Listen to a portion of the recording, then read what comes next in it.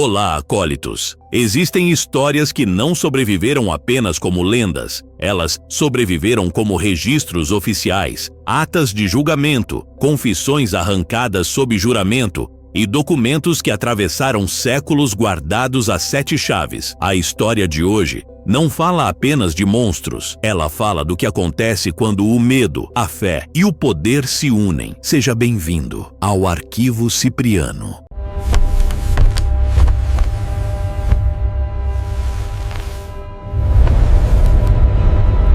A névoa densa cobria as florestas da Baviera naquela noite de dezembro de 1589, quando Peter Stump foi finalmente capturado. Seus gritos ecoaram pelas montanhas geladas, enquanto os aldeões o arrastavam pelas pedras irregulares. Mas não eram gritos de um homem comum. Eram uivos que faziam o sangue gelar nas veias dos mais corajosos caçadores. Sons que pareciam vir de algum lugar muito mais primitivo e sombrio da alma humana. O que os moradores de Bedburg não sabiam era que estavam prestes a testemunhar um dos julgamentos mais assustadores da história europeia. Um caso que moldaria para sempre a percepção sobre criaturas que habitam a fronteira entre o humano e o bestial. Peter Stump não era apenas um fazendeiro comum daquela região alemã. Durante mais de 2 décadas, ele havia aterrorizado comunidades inteiras com uma brutalidade que desafiava qualquer compreensão racional.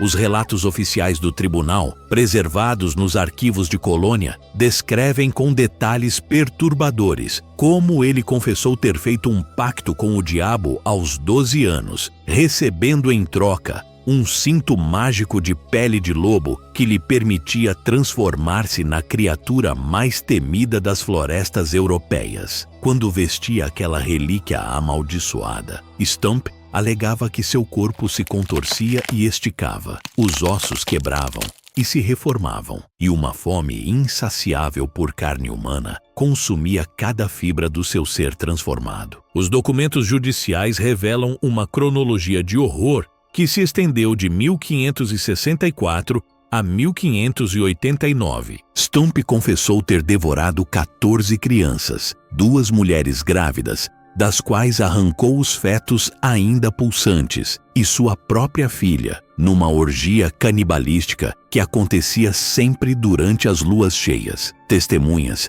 descreviam avistamentos de uma criatura com olhos que brilhavam como brasas na escuridão e uma força descomunal, capaz de despedaçar homens adultos com facilidade aterrorizante. O mais perturbador era que, segundo relatos consistentes de diferentes aldeias, a fera demonstrava uma inteligência quase humana, escolhendo suas vítimas com precisão calculada e sempre escapando antes que grupos de caça conseguissem cercá-la. Mas Stump não era um caso isolado na Europa medieval. Nos arquivos da Sorbonne, encontramos registros detalhados sobre Jacques Roulet, o lobisomem de Angers, capturado em 1598 após ser encontrado nu e coberto de sangue próximo ao corpo mutilado de um menino de 15 anos. Roulet afirmava que ele e 2 primos possuíam ungüentos mágicos que lhes permitiam transformar-se em lobos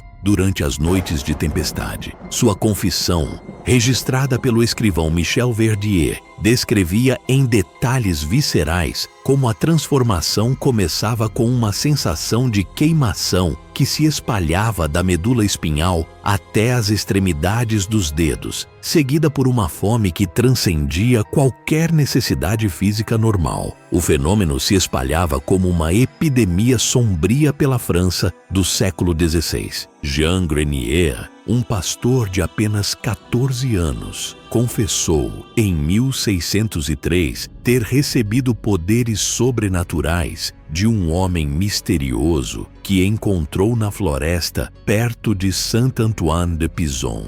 Grenier descrevia suas transformações com uma precisão anatômica que chocou até mesmo os inquisidores mais experientes, como suas mãos se transformavam em garras capazes de rasgar carne humana como se fosse seda, como seus dentes se afiavam até se tornarem presas capazes de esmagar ossos, e como seu olfato se aguçava a ponto de conseguir rastrear crianças a quilômetros de distância apenas pelo cheiro do medo em sua pele. O que tornava esses casos ainda mais perturbadores era a consistência dos detalhes em confissões obtidas em regiões completamente diferentes da Europa. Na Áustria, Michael Verdun foi executado em 1590 após confessar ter devorado 7 pessoas durante suas transformações noturnas. Na Suíça, a família Gandillon inteira foi queimada viva em 1598,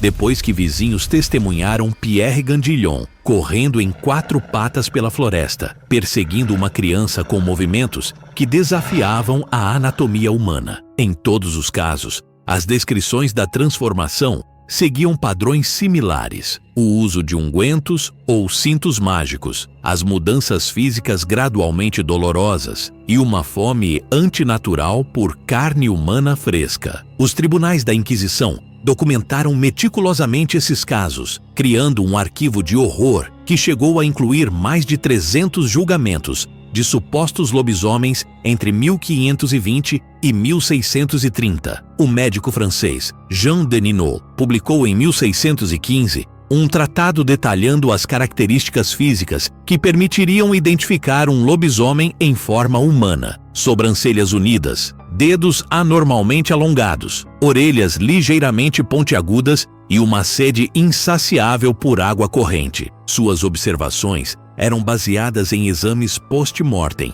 de acusados executados, revelando particularidades anatômicas que ele considerava evidências irrefutáveis da maldição licantrópica. A brutalidade dos métodos de execução refletia o terror que essas criaturas inspiravam. Peter Stump foi submetido a torturas que duraram dias. Seus membros foram arrancados com tenazes em brasa. Sua carne foi despedaçada em 10 lugares diferentes e, finalmente, foi decapitado e queimado numa fogueira alimentada com enxofre e alcatrão. Sua cabeça foi espetada numa estaca e exibida publicamente junto com o cinto de pele de lobo que supostamente havia causado suas transformações, como advertência para outros que pudessem estar tentados por pactos similares com forças sobrenaturais. Mas o que mais inquieta os historiadores contemporâneos não são apenas os relatos em si, e sim a precisão científica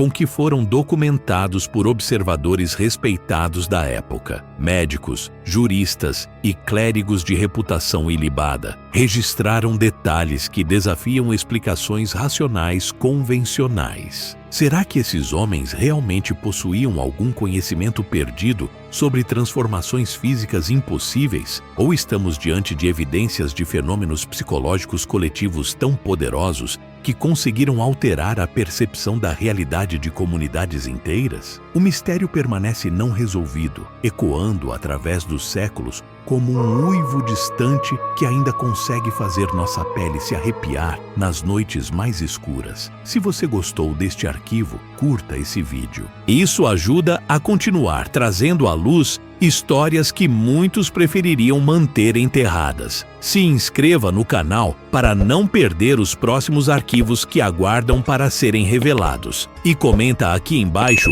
o que você achou desse caso: mistério, exagero da época ou algo que ainda não compreendemos por completo. Este arquivo se encerra aqui.